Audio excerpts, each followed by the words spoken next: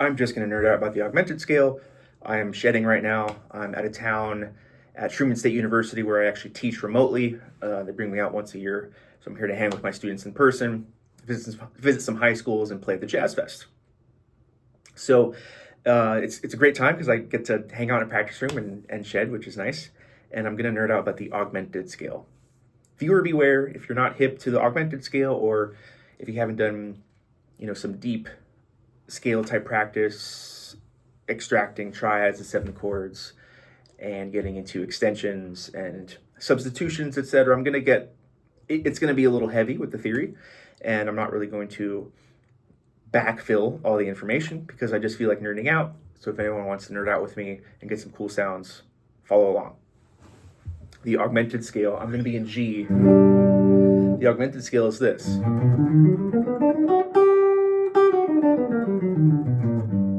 It's a really cool sound.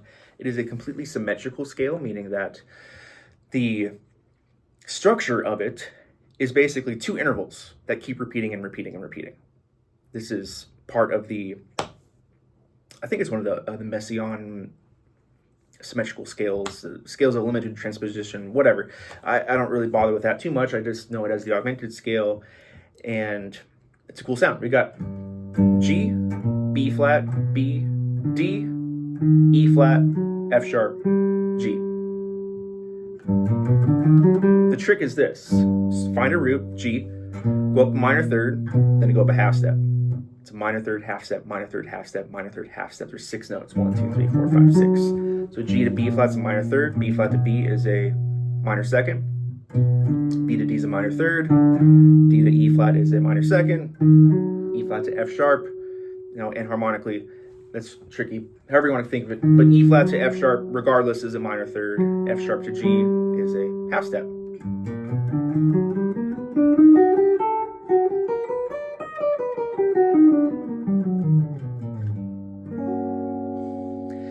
This sound is interesting. You can really use it in quite a lot of scenarios. It's kind of, not polyamorous, pantonal in a sense that there's so much symmetricity and the sound is so unique and so strong on its own that you could really fit it over anything and kind of get away with it with conviction. I mean, that's my philosophy. Regardless, you can play anything as long as you have some intention and conviction and repetition, which all legitimizes what you're doing.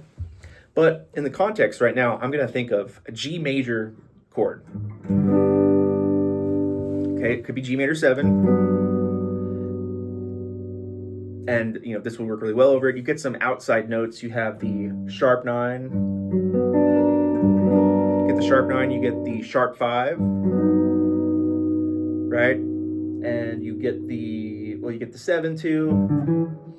What's cool is that the scale basically is 2 augmented triads a half step apart. Okay, 2 augmented triads a half step apart. G augmented and F sharp augmented. That's the whole scale.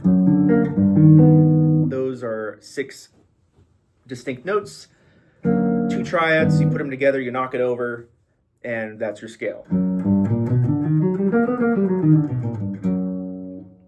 That's a cool way to look at it. G augmented and F sharp augmented. And if I just do that, even just, playing through those triads.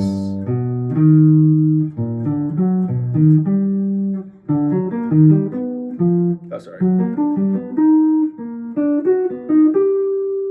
That's a cool sound on its own.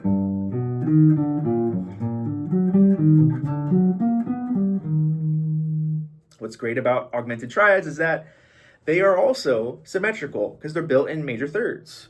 G, B, D sharp, major third, major third, major third. So anytime you play an augmented triad, all those shapes are going to be the same.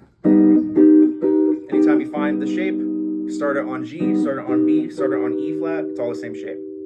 Also half step down. Sorry. I just played the whole scale. Scale harmonizes this. All one shape. I'm just moving in half steps and then a minor third, half step, minor third. Boom, really cool sound. Oh. right? I'm over a G chord.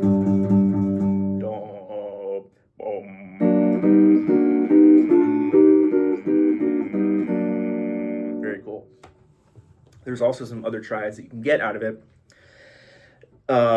First of which being major triads on G, B, and E flat. So this is like the whole thing with the augmented scale. You get these three major tonalities in major third away. This, of course, can be used to understand a little bit of what Coltrane was doing with giant steps and having tonalities that were sequencing to a major third away. And you see this also predating Coltrane a little bit in the tune Have You Met Miss Jones in the bridge, where it goes to three different keys, a major third away. So that's kind of one of the things about it. That's really cool. You get these major triads, a major third away, and you often get patterns that's kind of like this.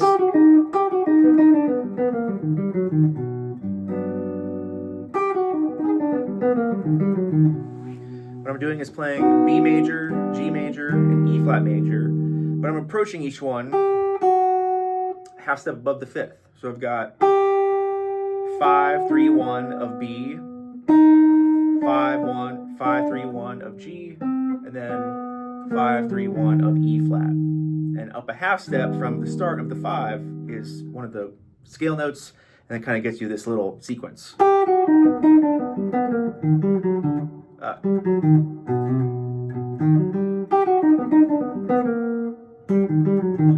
It's kind of a stock little lick. You do it, and then that means you can start it major third up. Same notes, different order, but it's the same fingering. That's the whole thing. The symmetricity of it gives you the same fingerings, which is a little bit of a hack. Not a hack, but it's kind of, there's a shape shtick to it. Major third.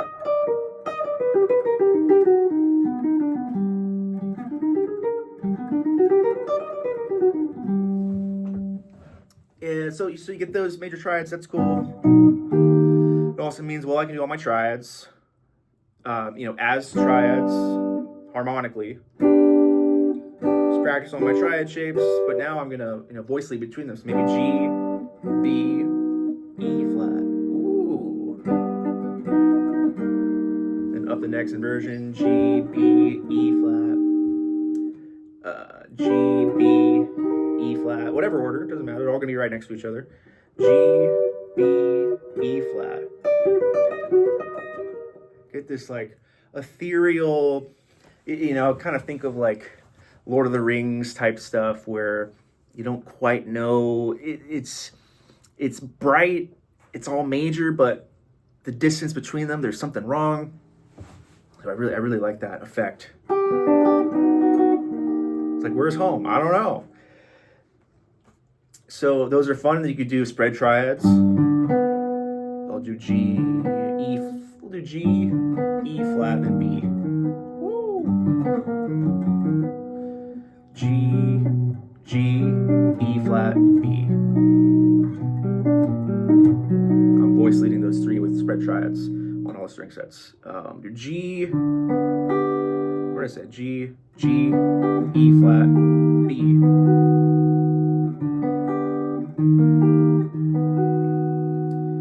I'll do one up here. G. I'll do it up here. G, B, E flat. Very cool stuff. The other thing with the triads is you're going to get minor versions of those roots, G, B, and E flat. Right, you get minor and major of G minor, G major, B minor, B major, E flat minor, E flat major. So then I can mix and match. I'll do something that's like G major to E flat minor. Now it's a line.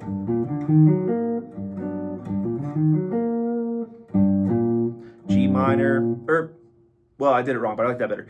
G minor, E flat major, G minor, E flat major.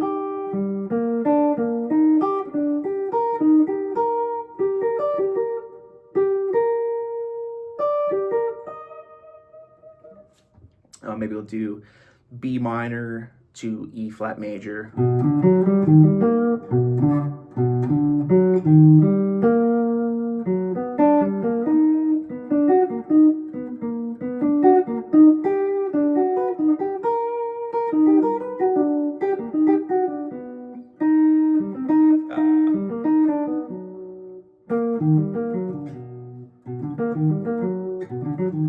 And kind of mix and match, etc., etc., etc. Get different sounds. Got some notes here. This is what I do. I just write stuff out and just go kind of crazy. All gematria with it. Is that it? I did major triads, augmented triads.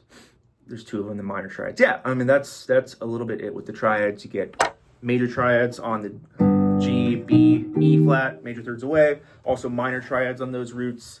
And then you have 2 augmented triads, G augmented triad and F sharp augmented triad. Again, any of those notes in that augmented triad could be technically the root because it's symmetrical. Blah, blah, blah, blah, blah. Okay, let's look at some more patterns with the intervals between the notes. If you play it all in thirds, it's all major thirds.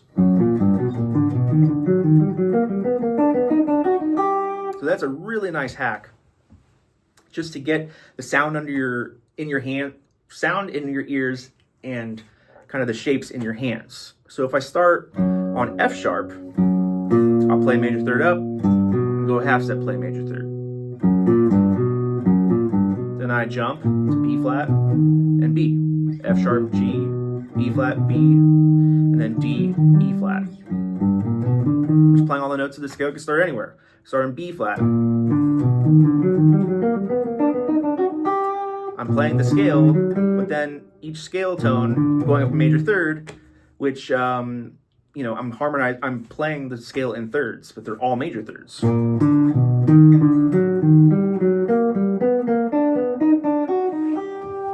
they're either going to be a half step and then a major third jump, or the other way around.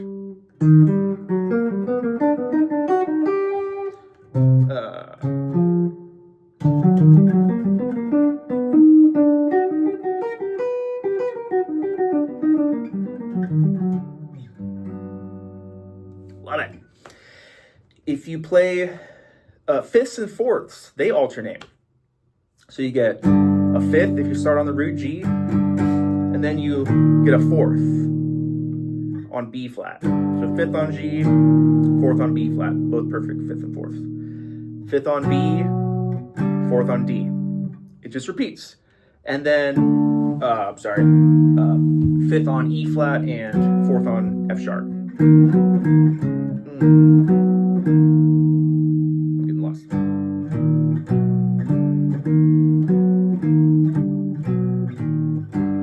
That's cool. Get some heaviness. But that as a line is sweet. Let's see. And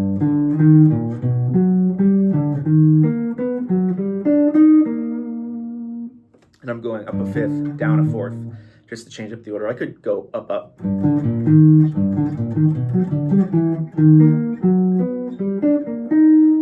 the pattern I found that's just nice fingering wise, I think, is this.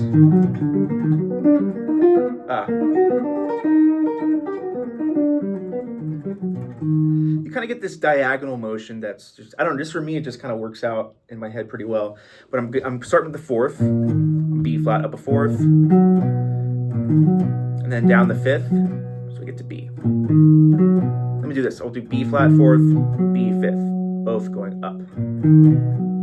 Then I move over a fret to the left. No, that's not right. No, it is right, yeah. D to G, E flat to B flat. Move over a fret, F sharp, B, G, D. Move over a fret. The shape changes because of the B string, but I get B flat, E flat, B, F sharp, then over a fret. D, G, E flat, B, E flat, B flat.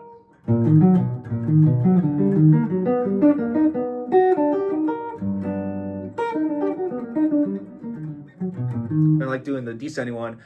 Down the fifth, up the fourth. Down the fifth, up the fourth. Down the fifth, up the fourth. Down the fifth, up the fourth. Kind of hear some Jonathan Kreisberg type lines.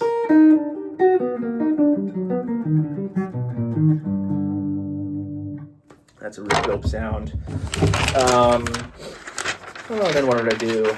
Oh yeah, the 7 chords, of course. There's major 7 chords off 3 tonalities, G, B, and E flat.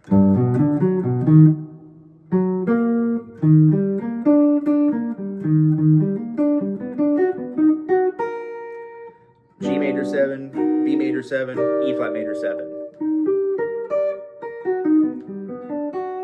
Lots of fun you could do there, but even just doing different arpeggios. Going up G major, go down E flat.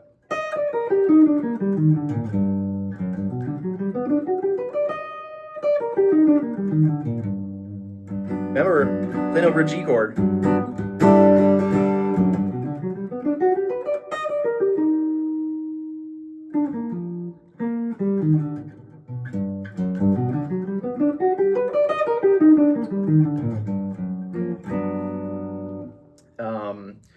And then any of your any of your voicings for these: G major, B major, E flat major.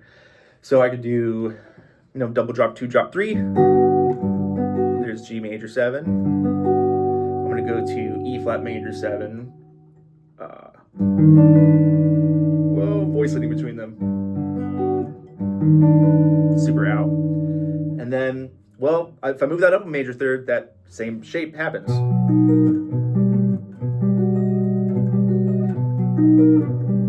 Woo! Up major third, same shape.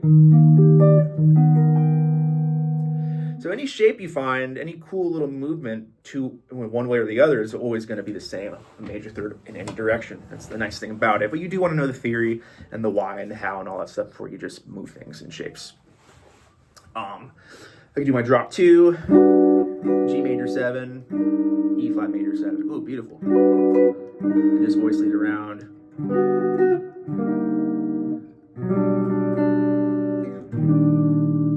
That's nice. A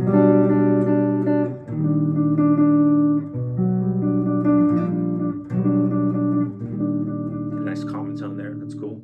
G major 7, E flat major 7, etc. All your voicing wizardry that you know. The last one I want to talk about is the minor major 7. Again, same roots, G, B, D sharp or E flat. You get a minor major 7 chord. That's a minor triad with a major 7.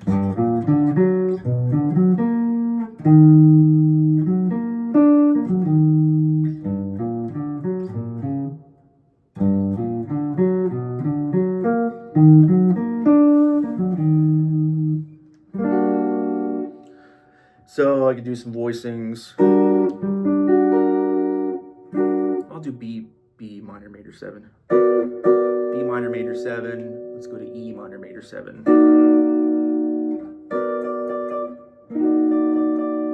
B minor major 7. I'll do, sure, B minor major 7 to E flat minor major 7. I'll do like a drop 2, drop 4. B minor major 7 to E flat. I'll do this one. Sorry, that's not minor. There you go, minor. This really cool sounds. Then with this one, you get some open strings too. You can have, it's a D, you get a D triad, or a G triad, so D, G, B strings are a fair game. The E and the A strings are out, but that's 3 open strings you could use potentially. It's a nice voicing. G, open D, B flat, open B, F sharp. Get this really cool G major sound with the sharp 9 and major 7, which is one of my favorite sounds.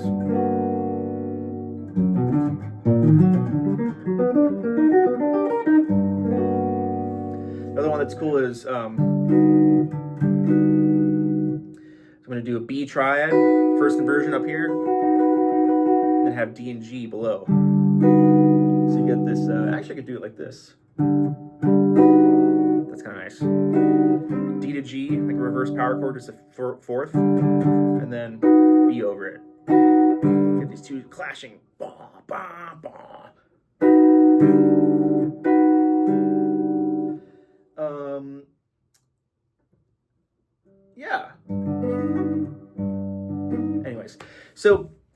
I kind of messed around with the voicings, just seeing what works, get some open strings, get the open D there, and trying to figure out how to figure out this sound over G, right? There's other chords I could think about, but just G right now is where my head's at. And if I'm just playing,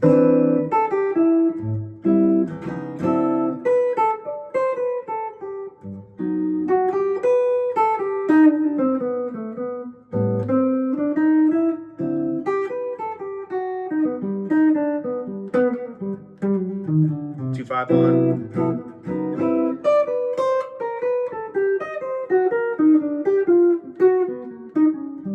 Whoops.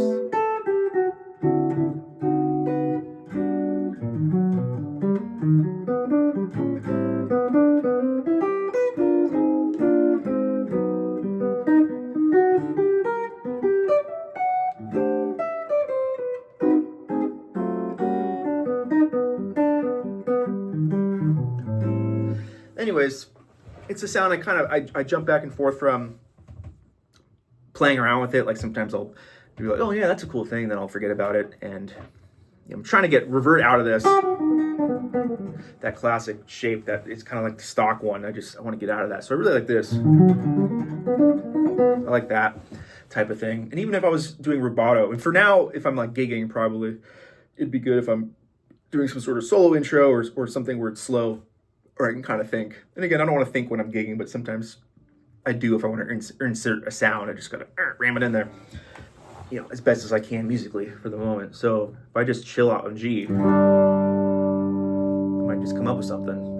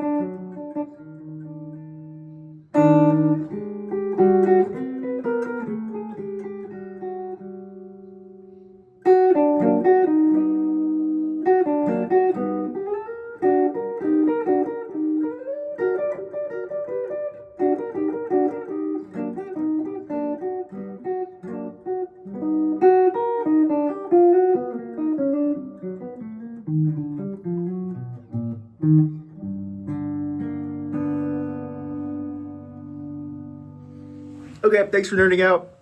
Probably no one's going to watch this, but play with the augmented scale. It's great. Bye.